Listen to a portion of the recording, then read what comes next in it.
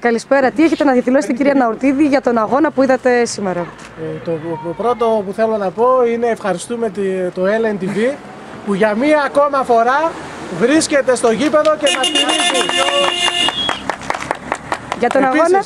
Θέλω να ευχαριστήσω όλους αυτούς τους μουσαμάδες που παίξανε σήμερα περπατώντας και κατάφεραν και κέρδισαν. Αυτά. Αγορίνα μου! Αυτόγραφο.